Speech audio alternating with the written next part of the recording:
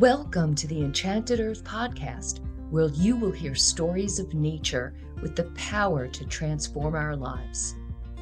These sacred stories are begging to be shared now.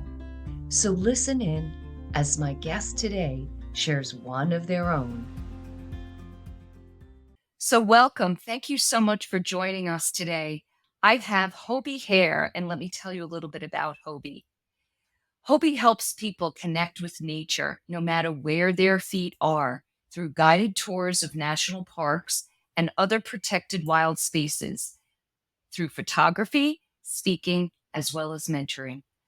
Hobie worked as a Yellowstone National Park Ranger for 8 seasons, including one winter at Fishing Bridge near Yellowstone Lake. He also worked as a Yellowstone Forever Institute instructor and naturalist guide for 6 seasons. As an international and outdoor educator prior to working in Yellowstone, Hobie taught English as a second language and first-year seminar courses at Montana State University, and has also lived and worked in Costa Rica, Thailand, Japan, Venezuela, and Australia. You can learn more about Hobie's work through yourlifenature.com. Thank you so much for joining me today, Hobie. Thank you, Maureen. It's great to be here with you and everybody else. You know, you and I have known each other for many years, and I kind of forget that you lived in Japan and Venezuela and Australia and Costa Rica, all these exotic places. That's pretty fabulous.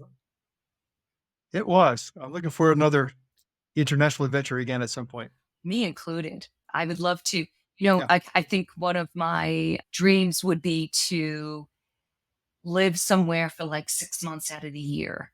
Just, be able to go away for 6 months and come back and still get to be with the family, right? Wouldn't that be awesome? That'd be great. So a couple of years ago, you actually sat with me and we talked about an amazing experience in nature. But before we go there, I wanted to ask you a question that I'm just starting to ask some of my participants about your experience as a child in nature. Can you tell us a little bit what that was like? Yeah, I had 3 older siblings, 2 older sisters and a brother. And according to my parents, I was really good at unlocking the door, get out the house and running to keep up with them. And they would be like, "Where's Hobie?" And, usually they'd figure, okay, he's with his 2 sisters, his brother, and the family dog.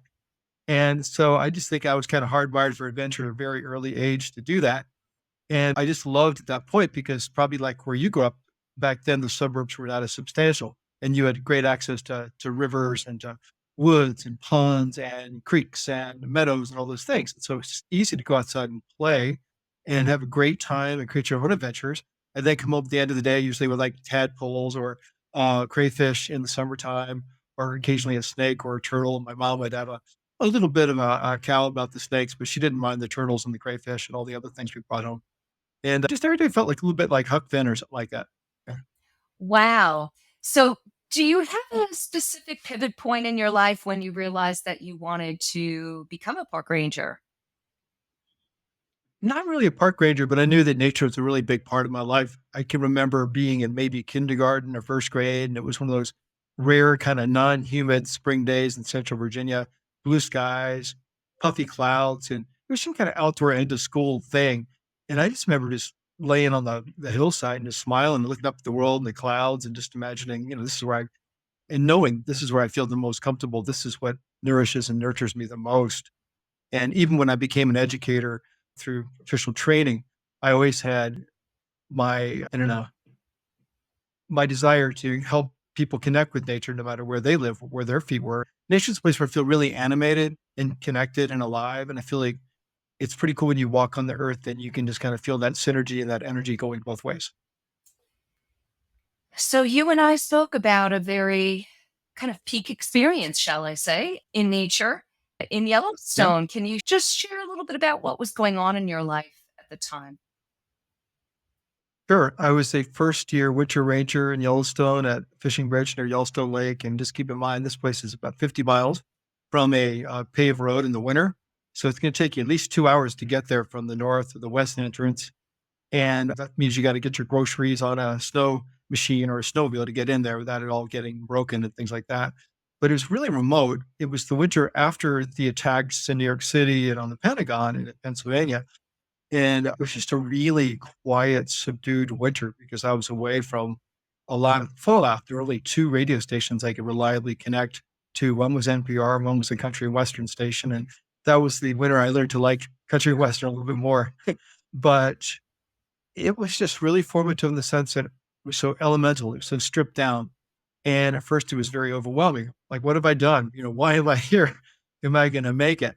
But I quickly realized that with this community of 20 people that I live with, that some of these people have been doing it for years. Some people were much older than me. Some people were less mechanically inclined than I was at the time, or they were thankfully more mechanically inclined. And I just quickly realized that it's going to be an eye-opening winter and a winter full of gifts. If I could just stay open and not worry about it and just kind of trust the process and trust slowing down to the speed of winter in Yellowstone, where it's more important to be present, not to spend all your time in your head thinking. And I thought it was really interesting. I guess I didn't think about staff at Yellowstone in the middle of the winter. My coldest morning that winter was minus 51. Wow. Wow. Yeah. Yeah. So, what type of work were you doing in the middle of the winter there? Okay, so as a park ranger in the winter, specifically, what you're doing a lot is at the time, because the tech was a little bit not as good as it is now, you get the weather report, you get the road report, you go down to the warming hut, which is a place that's open 24/7. It's got blankets, emergency food, emergency water, and a way for someone to start fire in a stove just in case they need that to stay alive. We go down to the map. You'd indicate which roads were open or closed or which had cruddy conditions, write down the weather, start a fire in the warming hut, in the stove in the morning, make sure some things are unlocked. And we get out and do what we call roving, Roving, where you ride on your snowmobiles, you go to the more popular places, like in my case, Mud Volcano Fishing Bridge. You interact with the public and you answer questions they might have. Or if they're doing something that might be questionable, you might say, the trumpeter swans are wintering here. Every time they are approached too closely, they're using valuable energy that they've conserved to get to the winter. So we need you to step farther back from the swans or the bison or whatever it might be. And then we'd also just answer questions about the thermal ecology of the geyser areas, the mud pots, the steam vents, those kinds of things. And then we do kind of a swoop in the afternoon and we encourage people to be going back to wherever they were staying, because from Fishing Bridge, it's at least 2 hours to get to Old Faithful. And where I stayed, there's no overnight accommodation for winter visitors. Sometimes I assisted with the first aid or a medical response. Another time I helped put a bison that had died from winter kill and drag it into the woods away from the roads. So it was really, when I think about my job description, what I applied for that winter and what I actually did, it was really cool. It's just a lot of fun. And I learned so much about the park and just had this even deeper reverence for the park and how special winter is and how tough it is to make a living there in the winter and how it's a real gift for anyone in their lifetime to visit Yellowstone and spend time there in the winter. Yeah. I mean, I was there, as probably many listeners to this podcast. I was there in September and it was beautiful and amazing. I really want to go back there in the winter. So, yeah. So, so the story that you shared with me, I believe it happened not long after you started working there that winter. Right. It was about 2 weeks into my winter season. It was just before the winter solstice. And I was traveling through what we call the Hayden Valley, which is that big road, arterial road that goes from the canyon area down towards the lake. And then as you leave the Hayden Valley, you get to an area near Mud Volcano. And I come around this bend and there's this big, shaggy bull bison in the middle of the road. And it's a narrow part of the road in the winter. And I'm thinking, holy crap, this thing is in the middle of the road and he's kind of like this laterally or diagonally. I kept thinking, how am I going to get around this guy? And so I just turned off the sled. We just kind of waited to see what he would do. And it felt like an eternity, but was really thinking about how I didn't want that animal to waste its time and energy and calories to leave the road unnecessarily because it was obviously trying to get somewhere. And it just became like this kind of waiting game. And I misjudged a couple of his movements or misinterpreted. And, nothing bad happened to me or to the bison, but he actually got closer to me at one point and his face nearly touched the windscreen on the snowmobile. And keep in mind with the snowmobile, it's not like you're in a car. or you're in a SUV, up here, you're down low, you're lower than a bicycle. And I just kind of went like this, beside my snowmobile, hoping to give him a little bit more space. And he just kind of backed off for a second. And he looked kind of uneven or unsure, unsteady. And then all of a sudden, he gradually started moving towards the river. And a raven came in and swooped in and checked out the scene too. And I just remember just being super clear and just super aware and almost like my senses were heightened. Like I could hear this like of a raven coming by, and it just sat in a tree and was watching us. And the bison looked at the raven for a minute, then ignored it. And I just felt like we were like this trio hanging out in the woods on a, Robert Frost kind of snowy evening. And finally, the bison, I guess, just got tired of hanging out and made a detour, left the road, went through a lot of snow to go down an embankment to cross the Yellowstone River, which wasn't that wide at that point. And I just remembered riding my snowmobile back to the place where I stayed that winter, thinking, this is his winter home. This is the only winter home he has, or his cohorts have. These bison, they're pretty much stuck. And that road was a lifeline for all of us in the winter, especially. And of course, we're both going to use it because it's the easiest way to get from A to B. But I just kept thinking at that point too that I'm going to be okay that winter. I've got this lifeline. He does too. And I'm going to be okay. And it started snowing a little bit when I get back to my house. And I just remember thinking that night, being close to the holidays, what a beautiful gift it was on nearly the longest night of the year to realize that, we have a lot more in common with our wildlife relatives than we think. And I would extend that to the plants, the trees, the elements, everything which are a part of. And I don't know, it really grounded me, that experience plus that entire winter. Wow. Yes, I remember hearing this story for the first time. And it's just so amazing to imagine this bison approaching, just Yeah. checking you out. I remember you said something about, well, when these experiences happen, time is like suspended. There's like no Yes. sense of time. And I remember you saying something about your breath and the breath of the bison, Oh yeah. like you kind of went into sync. Yeah.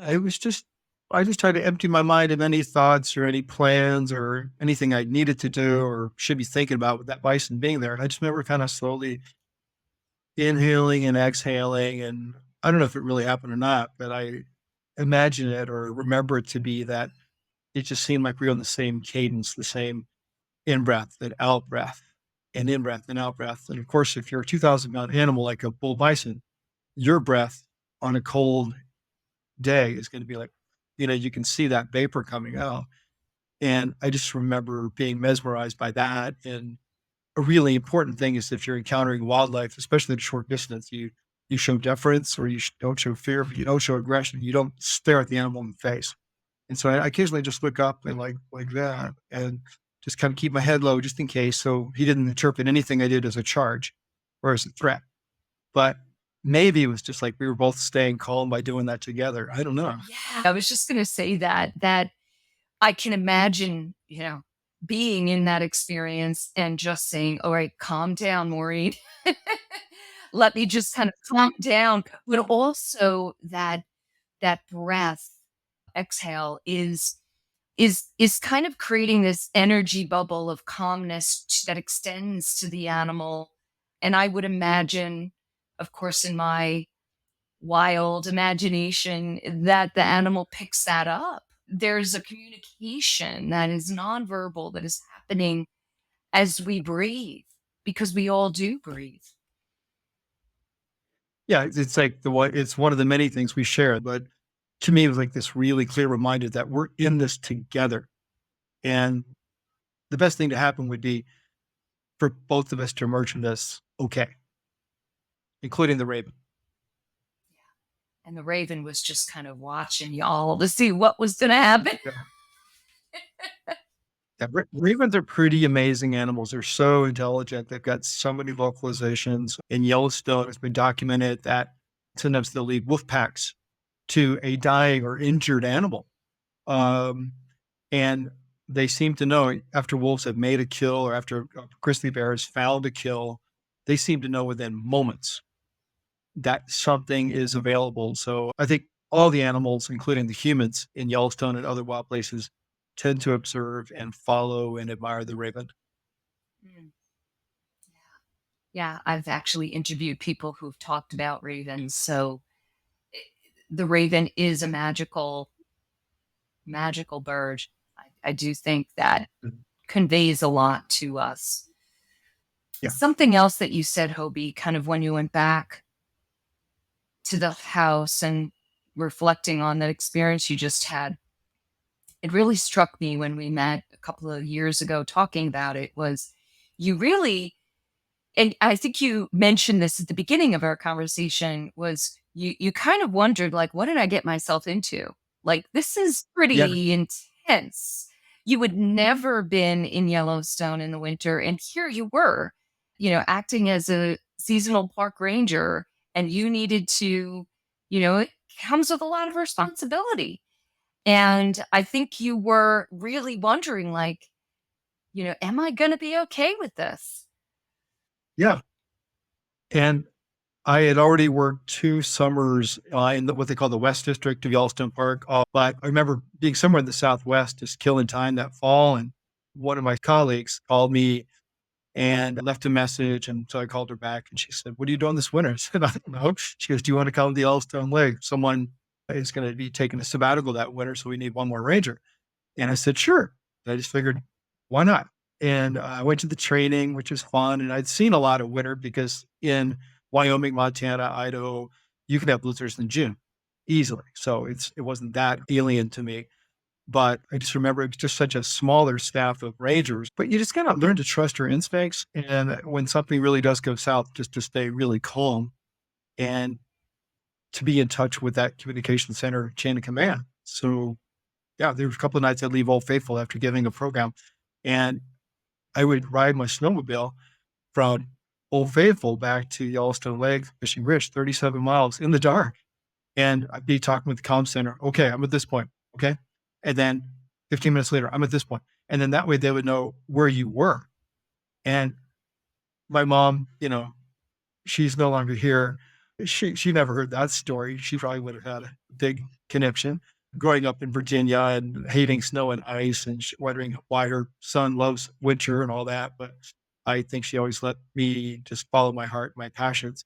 But I think wild places teach you that it's okay sometimes to be in over your head and to not know what's going to happen. And you can be prepared for what's going to happen, but it's also, I think, such an elemental part of who we are. Uh, and we're really not that far chronologically from earlier people who had to live intimately with the land because if they did not, they would perish. And I think that's a really big thing that wild places can teach us is that we can go there without our smartphones. We can go there without, our GPS coordinates and be okay. And it might feel kind of naked and uncomfortable at first, but that's where we came from. That's who we still are. That is, yeah, so true. So there was another story that you had shared with me that's in my book as well. And this one was actually Uh-huh. dreaming, about dreams. And I really loved that connection because I have some really powerful dreams that I've written about as well. Would you care to share that with us, Hobie? Yeah. So about 2004, I started coming out as a gay man. And I'd always been gay. It just took me forever to figure it out and to feel, safe about it or safer and to find allies and people I could trust and start to tell people that I was close to, this is my journey, this is where I'm heading. And I remember it was kind of a hard winter in a lot of regards because it's almost like, being a snake or something like that in the sense that you think this is who you are or this is who I've had to pretend to be. in order to fit in or to belong. And then I kind of realized over time that I could get rid of this skin. It's not me. It's not this. It's not my essential self. It's been a costume. It's been a mask. Whatever analogy you want to give it. And Brokeback Mountain had come out that winter and didn't, of course, have the happiest ending in the world. And I really didn't know a lot of gay men where I lived in Yellowstone Park. And so I made the journey about a year before to Bozeman with the idea of maybe Missoula down the road. And I just really tried to keep myself very, very busy. And I just remember going to sleep one night and there was a big storm that came in and I was house sitting for a friend and probably about half a foot to a foot of snow piled up that evening. And I dreamt that outside where I was sleeping, a bear was hibernating under like the boughs of a spruce tree that were covered with deep snow. And in the dream, this bear came out or emerged from its den or its home in the morning, and it just kind of yawned and stood up and stretched and looked around, and it just didn't seem to be phased by anything, and nothing or no one seemed to be phased by him either, by her.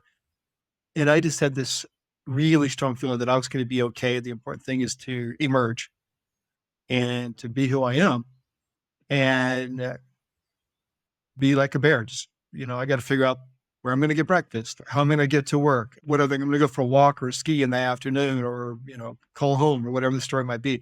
And so it's just a real liberating experience to have this bear in this dream. And this bear just emerges and is like, the bear belongs. Some people might not like bears, might hate them, might shoot them, might not think they belong, but they belong. And so do all of us. What Yeah. what a beautiful metaphor. Was it instantaneous that when you woke up from your dream, you were like, "Oh my gosh, I know what this is," or did it take a little while for it to sink in? I knew immediately. I feel like I'm going to be okay. And I remember feeling really giddy after breakfast. And I don't think I had to work till like 1 or 2 in the afternoon. So I think I just got on a bike and I rode about 9 miles and I was just smiling for the first time in weeks. So it was great. Wow, that is the power of our dreams, really. They can be Yes. so powerful and just as significant as an experience in waking life. Yes. And it's like nature's always trying to speak with us and communicate with us. And sometimes it's a real, knock, knock. Hey, wake up, look around. Or sometimes it might be a lot more subtle, or it might be a repetitive series of symbols, or it might be something you hear someone else say, or someone random or stranger who says something to you that's like a perfect little snapshot to what you've been struggling with or wondering about. So it doesn't have to be, quote, nature, like a grizzly bear or a bison. It could be a sign you see or just something you overhear. Yes. There's I believe there's messages all over the place if you just become more aware. Exactly. Yeah. So, Hobie, I am just so excited that you were able to share your stories here with me today. Thank you so much. Are there any closing words that you would have? Yeah. I can say that life is an adventure. It's only boring if you allow it to become boring. Um, I don't care what stage of life you're at or what level of physical uh, capacity someone might have, you can still enjoy nature and connecting with the natural world and doing so with people you love. It might just look different when you're 75 compared to when you're 45.